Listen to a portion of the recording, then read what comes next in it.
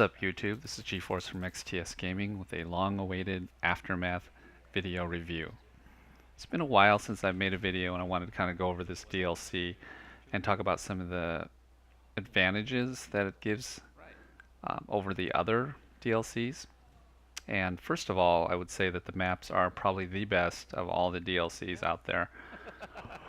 The gameplay, which is infantry-centric, vehicles in this mode are not as overpowering as they were in Armor Kill, and that's also nice because the balance between the infantry and the vehicles plays out pretty well in these maps. Enjoyed the scavenger mode a lot. A little bit chaotic at times, but a lot of fun trying to find weapons and finding out that it doesn't have a whole lot of ammo in some of the weapons. The conquest maps are very nicely set up as far as the distribution and the space between them. Rush maps are actually pretty fun. I haven't had a lot of fun playing Rush and Armor Kill, and I think because the game was completely unbalanced with the AC-130 gunship. But with Aftermath it seems like it's not completely overpowering. There's a lot of cover with all the rubble and a lot of different elevation, which makes for very interesting maps.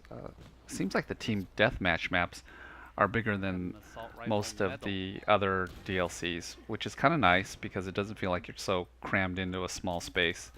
Even though I know there are servers out there with 64 players crammed into a regular map and causing a lot of mayhem and that type of thing. But the team deathmatch is, I'm not sure if because some of the servers are limited to like 8v8 or 12 versus 12, but it just makes for a more strategic or tactical type experience. I definitely would have liked to see more weapons other than the crossbow, which I think is kind of like a sniper weapon basically that you can add any other kits. Takes a long time to reload. Pretty much a one-shot kill if you can hit them in the right spot, but not something that I was really looking forward to as far as new weapons. It would have been nice to have some newer type weapons to use in these maps, but we can only hope that Endgame will have some of those weapons that we've been waiting for. That's what the patch brought.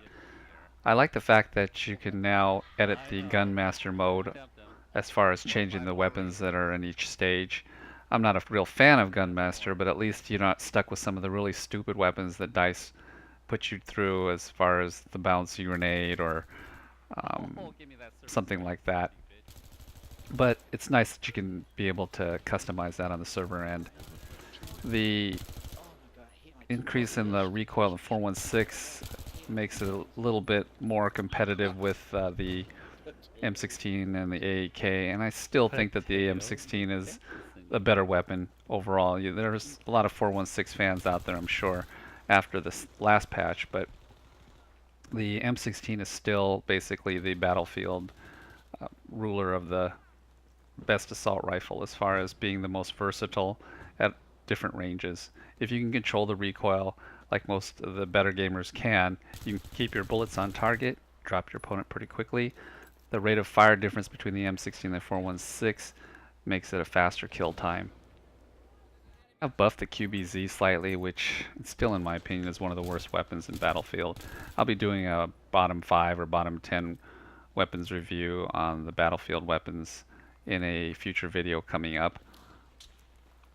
So in review, Aftermath I believe is one of the best DLCs for Battlefield 3. The maps are large, provide excellent flanking options.